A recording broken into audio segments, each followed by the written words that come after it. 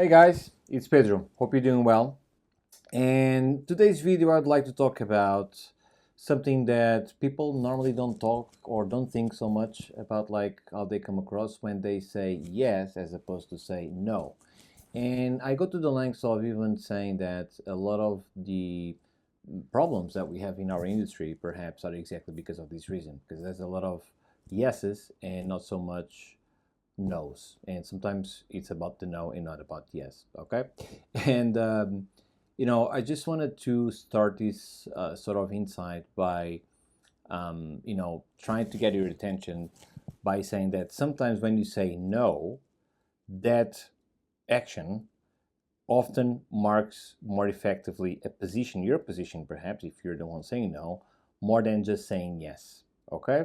And there's many different reasons for that, and we're going to unpack all of this in this video. But in any case, for those of you who don't know me, my name is Pedro and I'm the founder of Lair, and what we do is to help experienced professionals with a compositing background to attain and sustain leadership roles in their VFX careers, and we've been doing that very successfully over the years.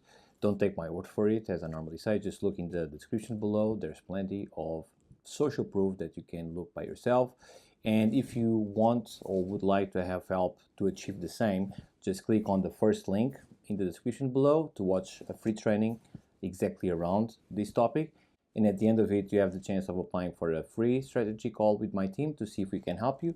And that's what you need to do. Just apply and we'll take it from there. As simple as that. Okay? So now going back to what I was saying, saying no marks more a position than just saying yes. In fact, what happens is the yes is probably implicit in your actions without saying the word. And the no is exactly the opposite. It's a way more assertive response that gets people attention. For example, when someone asks you to do something, even if you don't really keen on doing that and you just go along with it, you don't really need to say, yes, I'll do it.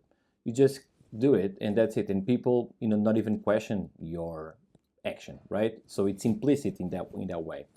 On the other hand, if you'd say, no, I'm not going to do that, as soon as you say no, people will stop what they're doing and look at you immediately, right? So it gets people attention in a way more effective way, all right? So it's not as implicit, that's what I'm saying. But what is the problem, right? I think we can start here. What is the problem of saying yes more times than what you say no? Of course, you should always say yes at the right times and you should say no at the right times. I'm not defending that you should from now on say no just to get people's attention. That's not what I'm saying. And I think you can all understand that, right? But the problem is a lot of times we want to please someone else, right? So as I said before, we don't even need to say the word yes, you just do it and that's it, right? But what is the problem around this situation? Well, there's different problems, right? The ones that come to mind is when you say yes, or even if you don't say yes, but you progress with the stuff as if you just said yes, you will basically have more difficulty prioritizing the tasks and looking at the actual opportunities that you can have for your professional growth. Because you're just saying yes to everything until there's a point in which you look at everything that you said yes to, and then, oh shit, now how can I do all of this, right? So you basically are over committing yourself. That can lead to things like burnout. And even if you don't go there, it will definitely decrease your productivity because there's only much you can do in each one of the tasks or in each one of the things that you said yes to, right?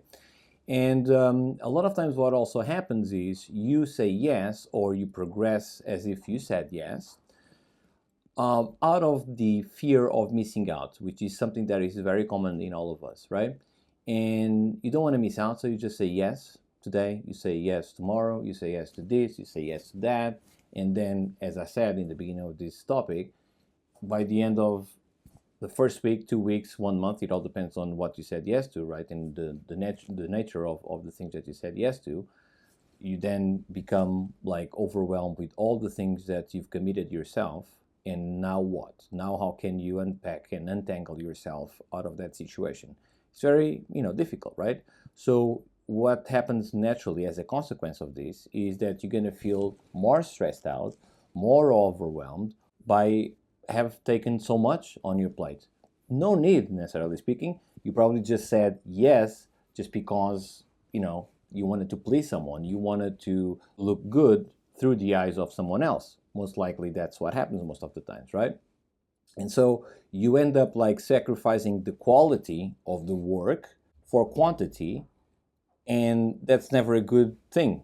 Who needs more stuff that is badly executed as opposed to less stuff really well executed? I think the latter wins all the time, right? But most of the times we don't even think about these things. We just say yes. And this is very common and very prevalent in our line of work, especially when you as an artist possibly said yes to this shot, then yes to this other shot, then yes to this fix, then yes to that other fix, then yes to look after this, then yes look after that.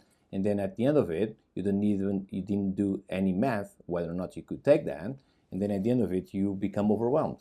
And then of course all the things around the VFX market also play a role in that kind of stuff, because also of the things that I said before, which is the fearing of missing out, as in sometimes you say yes so you don't look bad in your mind because the market is shifting, and if I say no, that means that I'm not a team player, that means that I'm not complying, so probably when there's a round of layoffs or whatever it may be, just because of that, I'm going to be the one being let go. When in fact, there's has nothing to do with that necessarily speaking. You know what I mean?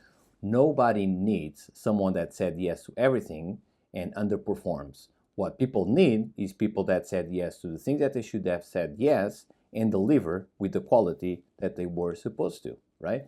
I think everybody can understand that, right? So the way to basically justify what you said yes to and what you said no to, that's what's going to trigger how people will look at you, right? But just circling back very quickly to what I said in the beginning, when you say no, you get people's attention. But then you need to deliver the rest of the sentence, which is justifying in the best way possible of why that's a no, that's in everybody's interest to actually proceed as a no as opposed to just a yes. You know what I mean? So, sometimes a yes can actually compromise your personal growth and your development, because what happens is you're going to always chase your tail, because now you said yes to so many things and now you have to fix this, now you have to fix that, now what about this, now what about that, what about if I miss out this opportunity, what about if I say no, how does that influence how people look at me, etc., etc., right? So you're always chasing your tail sometimes by the only fact that you just said yes, or you proceeded with this task as if you said yes to the task or to the request. You know what I mean? So, all in all, what this means is you're going to miss opportunities if you say yes to everything. You're going to miss opportunities that align better with your long-term goals. So if you say yes to every single little thing that people presented to you, you're going to detract yourself from your goal, assuming that you have one goal, which most of the times that's where people start to fail in terms of like their career trajectory, career management, which I believe it's the right way to describe it, because they're going to say yes to everything. They're trying to please everybody, and they're forgetting about exactly what are their own goals that they want to proceed and the things that they need to focus on for their career development, as opposed to everything that people are asking them to do, just because of all the things that I just said before, which is like the fear of missing out, the fear of like how other people look at me, etc., etc. The most important thing in this equation is yourself. You are the most important thing in this equation. But a lot of times what happens is we are more concerned on how other people look at us and the opportunities that will, or the consequences that will derive from those actions, as opposed to taking a little bit of that, but never detracting ourselves from what is more important for myself. That's the most important thing. Let's not forget that at the end of the day, this is all about you. It's not about anybody else. You know what I mean? Now, how can we escape from this situation? Well, as I said just a while ago, you first need to establish your priorities and have like clear career goals. Otherwise, you don't know what you should say yes to and what you should say no to. You know what I mean? You're just like going with the flow. Today is this, tomorrow is that, then this happens, and this other thing happens. So you're just like going with the wind, and that's very bad for you, I would say, because that implies that you don't have a plan. You don't know where to go. You don't know where you would like to go, and you don't have a plan. You see what I'm saying? This is the type of stuff, for example, that we help people with. Now, another way to escape this situation is, give it a try. Practice this assertiveness by saying no more times, declining requests and opportunities perhaps that do not align with the things that you would like to do not align with your goals, and just as I said before.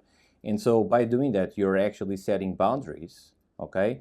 And you will learn over time to say no more times in a more strategic way, but very firm way that gets people attention and gets people respect, because they will start looking at you in a different way if you justify in the best manner. You know what I mean? Now, sometimes in order for you to be able to do that, you need to start also to delegating tasks in order for you to also gain these air pockets of time for you to do other things. You know what I mean? So if you already hold a leadership position, and we had like a recent conversation about this within this channel, which is like one of the most important and yet most difficult things that supervisors normally have to do, and they have very difficulty doing, is delegating. And I'm not going to repeat what I said before. You can look at that video.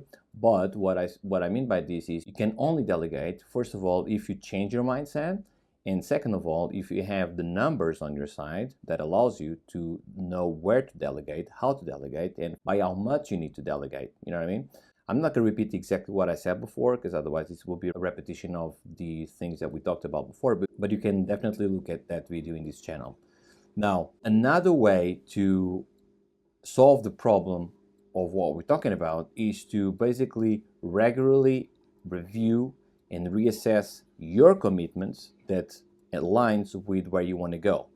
And this is the way that you will learn what are the things to say yes to and the things to say no to, okay? Because without the regular review and reassessment of all the things of where you were, where you are at the moment, and where you want to be, you don't know what to say yes to and say no to. You know what I mean? And there's many different branches about the saying yes and saying no. But what I'm talking about now here is more about like on a more overview for your career trajectory.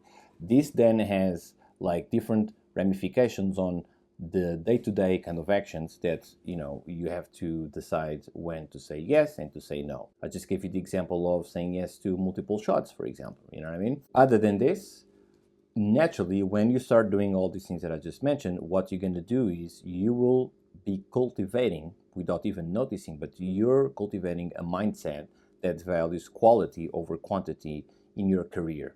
So it's more about saying yes to everything. It's actually more about to say no to most of the things.